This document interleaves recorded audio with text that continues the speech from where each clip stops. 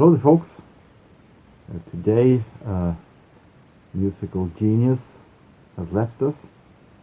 We have lost one of my absolute favorite producers and arrangers, band leaders, in form of Quincy Jones, that have passed away, 91 years old. I'm not going to say that Quincy Jones was one of my favorites growing up, mostly because I hardly knew who he was. I know of the name, but I was then more of a really old-time jazz guy and synth pop guy. But through the years, I slowly discovered who he was and the greatness in him, and I think that the first moment when I discovered him came in 1993, when I got a bag of CDs from a friend of the family. It was a bag filled with mostly classical, and it were chess, the musical chess, the double CD, and there were also this Quincy Jones, Quincy's Home Again, a CD with different kind of recordings from the 50s, and when I listened to it, I really got fascinated over how it sounded so genuine jazz. Actually, I didn't know that Quincy Jones did that. Then I also discovered, of course, his what he did in pop music, for soul music, and when I started to collect 70s around 10 years ago, I really discovered him big, how much fantastic stuff he had made, and from that moment he became one of my absolute favorites.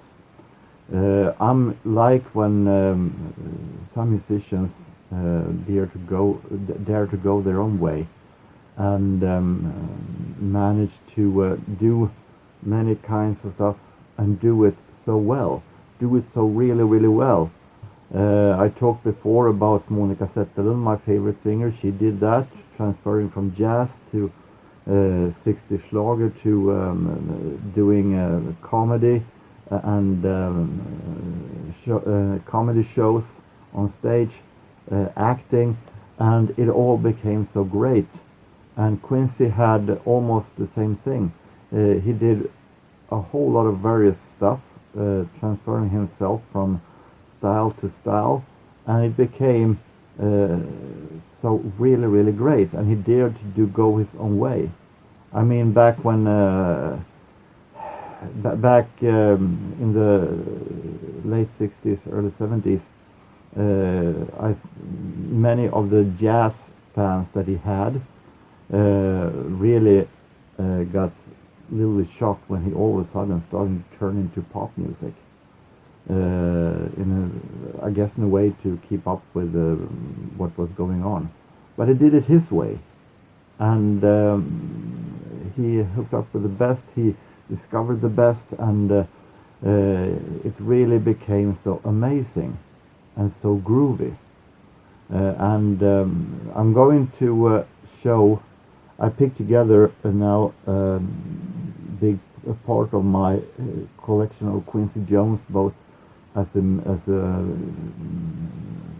his own name on albums, as a producer to others, in his jazz era, to show how amazing and varied he was. So it will be a little divided in several parts, depending on what kind of musical genre he jumped into. So I'm going to start with the jazz musician Quincy Jones. Quincy Jones had his own orchestra, his own big band in the 50s, late 50s, and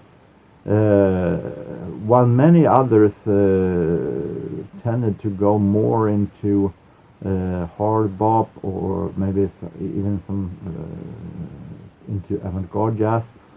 Quincy Jones did some really, really nice modern big band standards, but at the same time with a foot in the genuine big band jazz, but he did it in a modern, with modern arrangements that people who normally don't listen to modern music also could like, but it also attracted new jazz followers. This is what I call jazz. Was one of his first albums. It's not his first jazz album.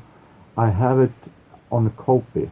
I don't have the original, unfortunately, but it is a really, really great album.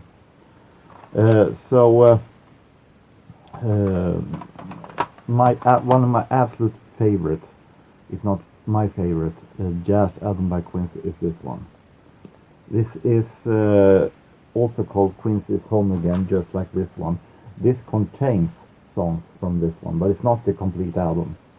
This is a fantastic 1958 album with the Swedish band leader Harry Arnold and his Swedish radio studio orchestra, and Quincy's Home Again. Well, Quincy loved Sweden. He felt they wanted first to call it Quincy's Back Again, but Quincy was so loved Sweden so much, so he said no, let's call it Quincy's Home Again, because he always felt home when he was in Sweden. And he was married to a Swedish girl, a Swedish actress and model, Ulla Andersson, that became Ulla Jones for a while. And they had 2 children together. One of them, Quincy Jones III, is a producer himself today. But this is a fantastic album. He also brought with him trumpet player Bill Bailey to Sweden to play with when he's recording for this band. And this contains a really magnificent song that, if I don't remember wrong, Quincy wrote it in came up with the song in a taxi in Stockholm. The song called "The Midnight Sun Never Sets," which is a tribute to Sweden, with a fantastic saxophone playing by Arne Domnerus, and amazing album, this one.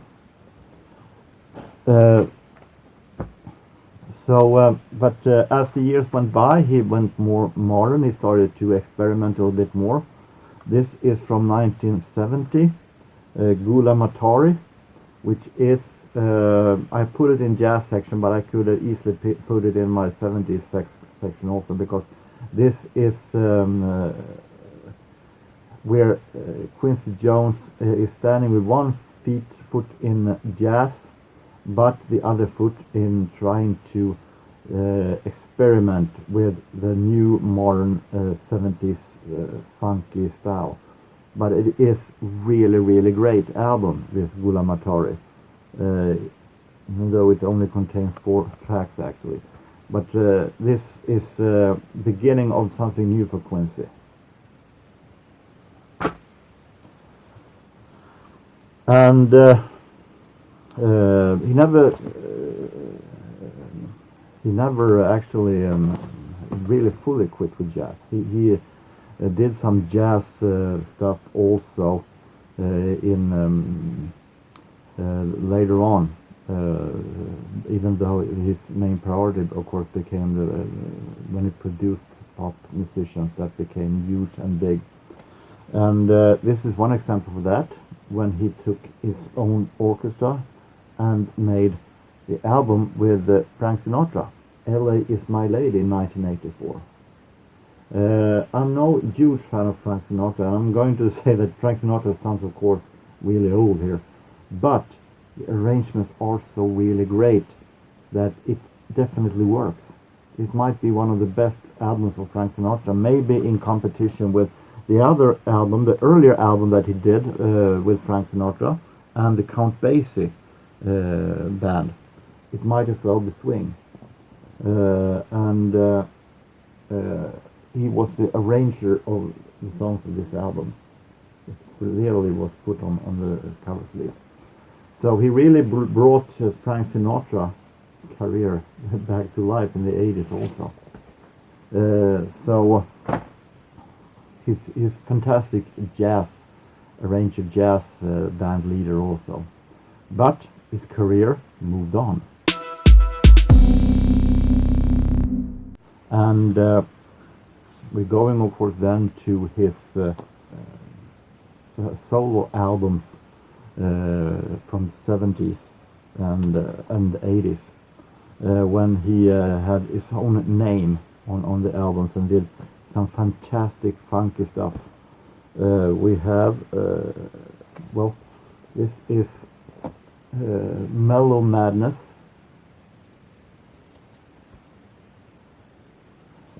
which contains Bluesette, which he does with one of the musicians that he worked a lot with, Belgian harmonica player Toots Thielemans. We have Body Heat. It is not his best album, but it is really a great album. He's a man that has very few down periods, and this still is a great album. We have this one, Quincy Jones, I Heard That. The Musical World of Quincy Jones, a fantastic double album set with Quincy Jones with the who's who of the musical business.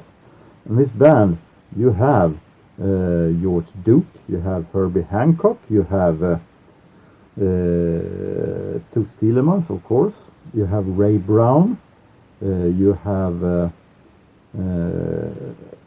Grady Tate, you have Milt Jackson, Stevie Wonder, you have Cat Anderson, you have Freddie Hubbard, you have J.J. Johnson, and so on, Pepper Adams. You have the who's who in musical business, and it sounds more of funk soul than jazz, actually.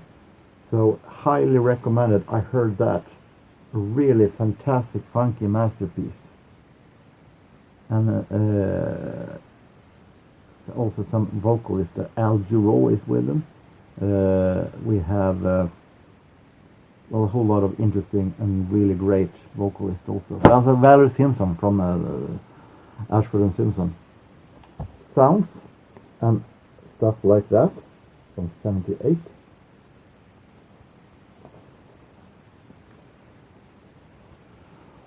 And then the classic, the amazing, The Dude from 1981, containing I Know Corrida, That's What I Am.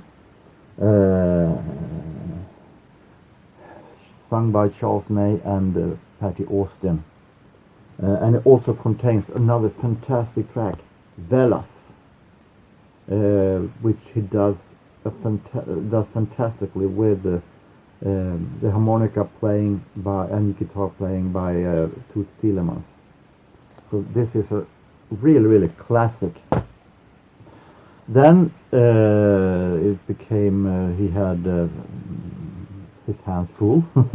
We're going to go back to that later on during the rest of the period of the 80s. But in 1989 he had the time to do also this one. This is Back on Block. Back on the Block. It is more of a modern 80s style in production. And one of the better songs of this is I'll Be Good to You, with vocal of Ray Charles and Chaka Khan. So really great album. So one of the funkiest man alive also, and he also did other interesting stuff, such as a lot of soundtracks, a lot of music for movies. I have picked 3 of them. This is Man and a Boy, a Bill Cosby movie. Music composed and arranged by J.J. Johnson, and musical supervision, Quincy Jones.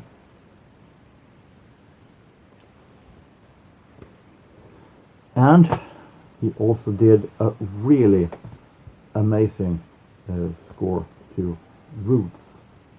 This is a classic. This is really great soundtrack. Highly recommended. And the one I found just a few months ago at the record fair, the Slender Thread. Original motion picture composed and conducted by Quincy Jones. Sidney Poitier and Bancroft, Tel Savalas, Stephen Hill. So the man could really lift a movie with his music, and he can also lift other artists. And as well known, he also produced a whole lot of other artists in his career. A few of them I picked here, and the most notable of course, is Michael Jackson, that he produced 3 albums with, Off the Wall, and of course Thriller, and Bad. Thriller, of course, became the biggest one of them. I don't think anyone disagree with that. But Quincy Jones said himself that he rather preferred Off the Wall. He thought that one was better. And I love Off the Wall. I think it's a fantastic album. Even though Thriller has a special place in my heart. Both nostalgic and it is so amazingly well made. And Bad is also uneven, but it has some really great moments. So it is a great album also. He formed, of course, his own company called Quincy Jones Productions. And one of them that was most featured there, and I also had contract with A&M, was Brothers Johnson. Brothers Johnson's many Brothers Johnson albums are produced by Quincy Jones, such as this amazing Light Up the Night with the hit single Stomp, which really lives up to its title. It really is a stompy, amazing funky song. And this is a really great soul punk album with Quincy Jones at his best in the production suite. We also have a little later one, also with Quincy Jones, Winners from 1981.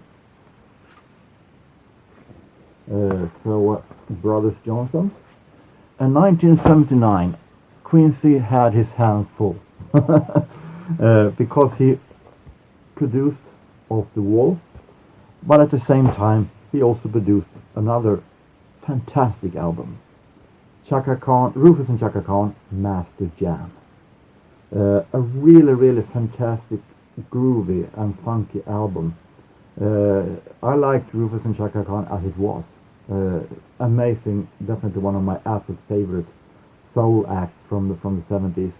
But this one, it is my favorite album by them, and it is a fantastic combination of Rufus, Chaka Khan and her voice, and the sound of Quincy Jones. And as I said, Chaka Khan was doing vocal on I'll Be Good to You also in 1989, so she came back to Quincy. So a really fantastic album. So this was part of my collection of Quincy Jones albums. I'm sure I have missed one or two in my collection, but I think it was enough anyway. Rest in peace, Quincy Jones. Thank you very much for your contributions, for music, for your masterpieces, for everything you have done for music. And may you rest in peace. And with this attempt to do a tribute to one of my favorite persons in music business, I hope that you have enjoyed it and that you have a really nice time. Take care, folks, and bye-bye.